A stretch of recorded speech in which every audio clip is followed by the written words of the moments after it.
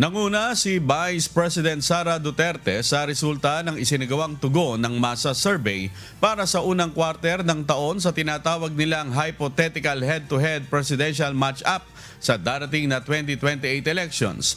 Batay sa resulta ng survey, lumabas na nakakuha si VP Sara ng 46% na suporta o vote intention habang 35% naman ang nakuha ni dating Vice President at ngayon Naga City Mayor Leni Robredo. Samantala, 19% naman ang nagsabing undecided. Bagaman si VP Sara ang nakakuha ng pinakamataas na porsyento sa nasabing survey, sinasabing lumiit naman ang kanyang agwat mula sa suportang nakuha ni Mayor Robredo kung ikukumpara sa nakaraang fourth quarter survey noong 2025.